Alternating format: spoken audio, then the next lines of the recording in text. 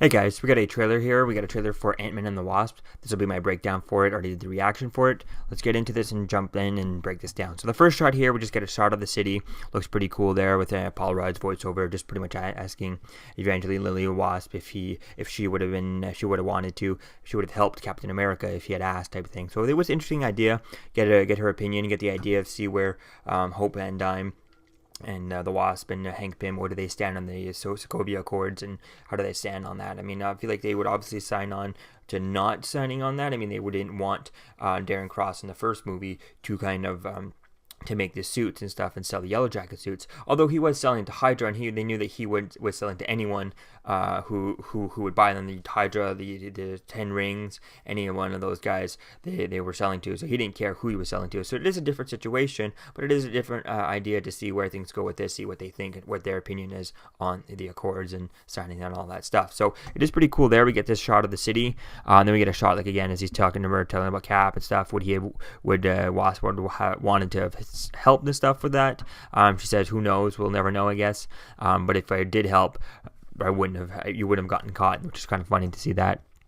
And then we get another flashback to her, to the him turning big in the Civil War stuff type thing. So it was pretty cool seeing that. And then we get another shot of him in this dark area. And then we get a shot of Scott Lang's ankle with some sort of ankle monitor on here. He gives some FBI agents around, and they're kind of going through his house type thing. That's kind of cool with that.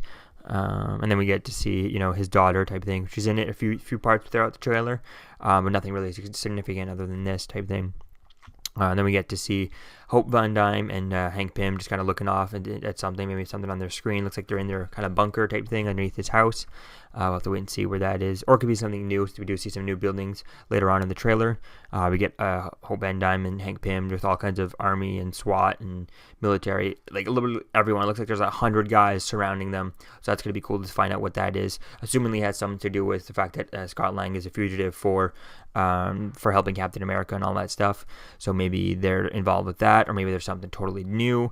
Maybe it's the middle of both. There's something new and old and all that stuff. That could be really interesting to see that and see how things continue on with that going on from there. So it really should be cool to see that. I mean, we did see him as house arrest with the beginning of the trailer. So who knows? I mean, he was at the end of Civil War, he was locked up, and then Captain America kind of let him out type thing. So who knows if that's, going down to just house arrest. I mean, he's a fugitive of the United States type thing. I don't know why they would just leave him, why they would leave him just house arrest at home type thing. Maybe he agreed to that to allow him to see his daughter, but I don't know. I don't see why they wouldn't just allow his daughter to have, visits in jail type thing. So we'll have to wait and see how they explain all that as to, because it seems to me being a fugitive of not just the United States, but like of the entire United Nations, for not wanting to sign in the Sokovia Accords. I think it's going to be interesting to see how that affects everyone throughout this film. And then we get a cool shot of Hank Pym kind of shrinking down a building and then turning it into like a suitcase type thing. That's kind of cool there. And we see Paul Rudd just in his PJs. So it looks like maybe they stumble upon the police, and then they quickly grabbed him when he was still in his PJs. Although it looks right here, we don't see too much of his no ankle monitor or anything like that on any of his ankles that we can see here. So obviously, Hank Pym should be smart enough to be able to take that off and know how to, reset and play with it, or even Evangeline Lilly, Wasp, Hope Van Dyne should be able to do that in this trailer here, and be able to do that and take that apart. So we'll have to wait and see, or maybe even Scott knows how to do it himself. To mess with that. But I mean, if it is a military grade one, it might be a little bit more sophisticated than the average, the average one for the regular one, where you see as a fugitive of the United Nations type thing. So maybe it could be a bit more complicated one. We'll have to wait and see with that. But it's interesting they don't have one. Here we get a shot of some sort of lab with some sort of ship that we see later on in the trailer. Looks like it's a full size ship. We'll have to wait and see if this has anything to do with things. I think it's really going to be cool to see that. And then it's going to be cool to see, I think, if this becomes Ant-Man's ship type thing, his ship, it's going to be cool to see when he meets Star-Lord in the Avengers, whether, I think, Age of Avengers Infinity War, just before this, and then maybe they meet again in Avengers 4, and maybe they could compare ships and that type thing. I think that could be a cool thing. Because I think Scott Lang and Scott Lang and Star-Lord could really get along really well. I feel like they're kind of similar-ish, but very different. Obviously, they've had very different upbringings. One living out in space, one living here and stuff. I think it really is. They could really bond. I think the two of them over being they're both kind of fugitives and scavengers and kind of thieves and stuff. So I think that could be a really cool thing to see in the Avengers Infinity War, Avengers 4, see them bond over that, and that could be cool to see that here. So it's really going to be cool to see this. And we see Evangeline Lilly as the Wasp kind of looking up at something, and this car is in there, a few of the shots and stuff, and they didn't really put too many shots of it just because it looks kind of silly and it doesn't look any reason to it, but we'll have to wait and see what it is. But here she looks like she's kind of looking up at something. Maybe she's looking up at Goliath, because we do know that Goliath is in here, played by, I can't think of the guy's name, but Morpheus from the from the Matrix franchise. So that'd be cool. Maybe she's looking at that. Maybe she's looking at Ghost going giant, or maybe she's looking at Ant-Man going giant. Who knows? I mean, obviously she would have heard of him. The fact that he did that in at the airport in Civil War, but maybe she hasn't seen it in person, or maybe has she done it herself? Who knows? Like, that's really going to be cool to do that. Although in Civil War, Scott did say that he did this once in a lab before Civil War, so maybe assumingly she would have been there when he did that the first time in the lab before Civil War type thing, in between Ant-Man and Civil War. So who knows what this is? But I imagine this might be the villain, Ghost or Goliath or something like that, doing his own thing, and that's where their stock is. Because seeing Ant-Man like that might not get that. I don't think it would get that reaction unless he went bigger than he did in Civil War. Maybe he went even bigger with that. Who knows? That could be really cool to see that. Then we get a shot just of some random lab type thing. It seems to me it looks like the same lab with that ship, but really can't tell. It's too dark to really see anything here. I'll have to wait and see what this is with more trailers and movie.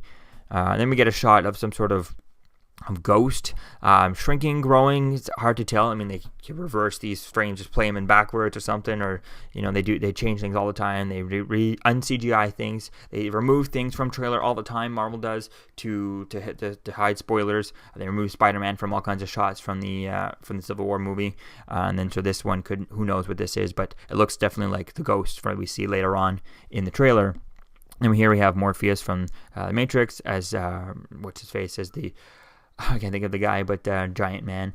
He's another Giant Man, and it's really going to be a Goliath type thing. That's really going to be cool to see that. It's interesting because Goliath in the comics actually has a connection to Luke Cage. If I'm not mistaken, I was reading the few Luke Cage comic books. Luke Cage and Goliath actually were both wanted to date the same girl, so they ended up having a bit of a tussle. The two of them, but I think that was before in the comic books. It was before Luke Cage even had his powers. He was dating this girl that was actually married to him or something like that, and there was some sort of fight between Goliath and Luke Cage before they were in prison, or just as he got out of prison in the comic books. So I'm not sure. I guess don't want to quote me on that, but I remember there being some connection between him and the Luke Cage comic books with that. So that could be cool to see that and see where he goes. And hopefully we'll get to see him giant size.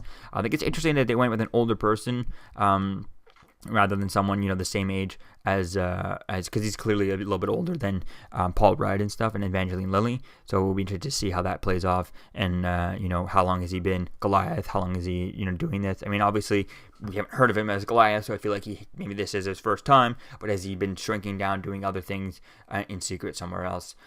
Who knows? That could be interesting to see that. And if I'm not mistaken, in the comics in Civil War, he actually dies by the hands of Thor, which is actually the robot Thor that Tony Stark created. So who knows if maybe he'll die in Avengers Infinity War, although I doubt that he would, because I'm not going to bring some character, not like Ant-Man and the Wasp supposed to come out just after Avengers Infinity War, so who knows if he could be in there, but to have him in one movie and then die in the next movie, it just wouldn't make sense when you have so many other characters who the impact would be so much stronger to kill off because they've been around so long. And I think that would be a better idea than killing off this guy. They probably want to have him in for a few more movies and stretch it out type thing. So I think it could be cool to see where he goes with that character.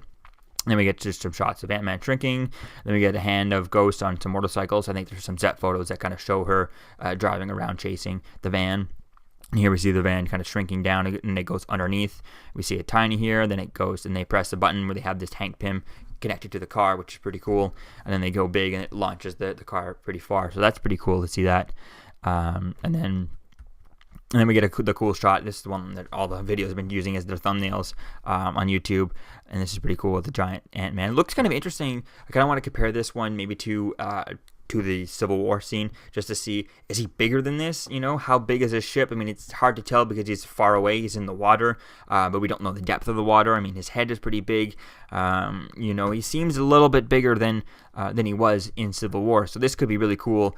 Maybe he gets bigger. Maybe even in Infinity War he gets even bigger. I think that could be really cool because I'd love to see him in Infinity War if he could just get so big where he could just fit Hulk in the palm of his hands easily, or even get so big that he could fit the rest of the cast of the Avengers Infinity War all in his hand. That could be so cool, like so big that he has to duck down for planes type thing. I think that could be really interesting to see that, and then he can literally hold close Thanos in his hands, and then see Thanos kind of just burst through and kind of like destroy his hand type thing. That could be a cool thing to see with that. So it's really going to be interesting to see what happens with this. It's interesting to see that there are these trailers. They got to be careful because if Ant-Man gets injured or whatever, in Infinity War, I mean, I can imagine Thanos, you know, maybe hits him so hard that he goes flying, or he goes big and then Thanos just punches him and just shatters his whole, like, if he's giant in Infinity War and then he goes after Thanos and Thanos just hits him in the calf and in the leg and he just kind of shatters his whole leg type thing with the Infinity Gauntlet. Who knows? I think that could be interesting to see. So we'll see what happens with that, and we'll see how he's affected going into this. Because I'd imagine that he would at least be somewhat, you know, covered in bruises or something like that from fighting Thanos going into this. So we're obviously not going to show that in here, but we'll have to wait and see what fallout from there affects this. It only happens a few months later, if I'm not mistaken. It does come out in July. After Infinity War, so that's gonna be cool to see that. Then we get the cool shot of Ghost, which is really interesting to me. I like the idea. The hood idea looks kind of cool. It looks kind of interesting to see that it reminds me a bit of like Gwen Stacy or Spider-Gwen from the comics. It looks pretty cool. So we'll have to wait and see how that interacts and where things go with this character. That looks really fun to see that. I'm not sure. I don't really know much about the character of the Ghost. I really want to look into that. Maybe I'm gonna do. Check out online and do some research and stuff for that, and maybe read some comic books and see what it is. But really, it's interesting to see where this character goes and how they interact to make it be a little bit different than the Ant-Man movie, because the first Ant-Man movie was interesting in idea, but it was just a little bit of the same tropes going over again, where it's, you know, your bad guy and your superhero are the exact same thing. They both have the same powers of shrinking and growing, and that's it. So this could be cool to see this with where the character who maybe has the same idea, same power, same this, but, you know, are able to do different things. One's a little bit more better at it, and it could be cool to see this, but give it a little bit of a different spin with that. So it's really going to be cool to see this. And if we have Goliath and Ant-Man and the Wasp, all three of them teaming up versus this, then how powerful is this villain going to be to worthwhile needing three different superheroes to fight to take on type of thing? That could be cool to see that. And what is going on for Ant-Man to not have, you know, not call for the help of Cap or call for this or that? I mean, Cap might be probably going to be busy doing his own thing in Wakanda. That's probably why. I mean, who knows, but it could be interesting to see where someone else could come in and help him and how things go with that. Or maybe we could get Hank Pym in a Yellow Jacket costume. I think that could be really cool. I think it'd be cool to see Hank Pym in the Yellow Jacket costume, maybe for Infinity War or Avengers 4. I think that would be where I would put him in there, just because I think that's where the stakes could be higher than the Ant-Man movie and the Ant-Man and the Wasp.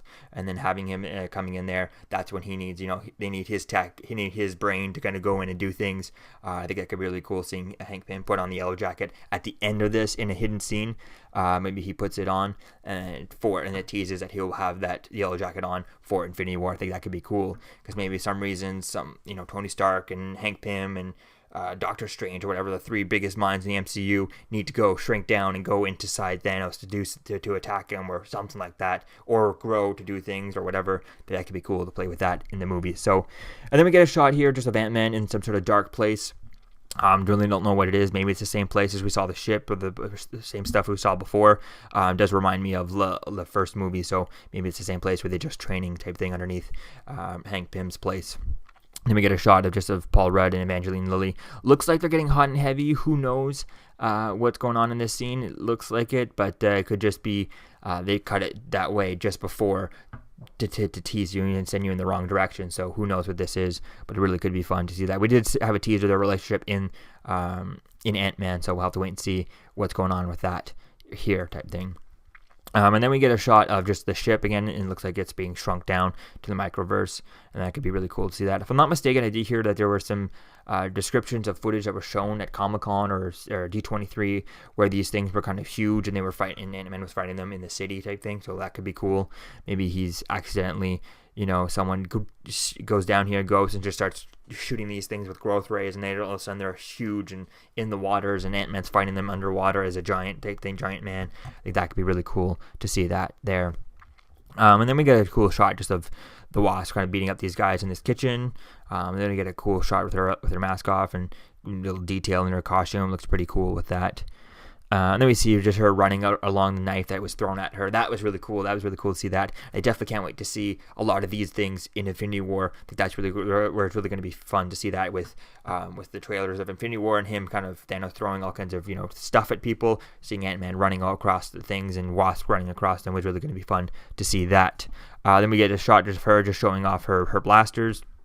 And then that's it from there. So it's really cool, guys. Can't wait to see what else is in here in this movie. Can't wait to see what the effects are of Infinity War going into this, and then the effects of this going into Infinity War, and then whether or not we get to see the Wasp in Infinity War or the Wasp in Avengers 4. So let me know what you think, guys, about all this in the comments below, and I'll see you guys in the next video. Peace out. I'm Captain America, here to talk to you about one of the most valuable traits a soldier or student can have. Subscribing. Sometimes subscribing is the key to victory. Sometimes it leads to very little, and it seems like it's not worth it. And you wonder why you waited so long for something so disappointing. How many more of these? You're still here. Don't forget to like, comment, and subscribe, guys. Peace. It's over.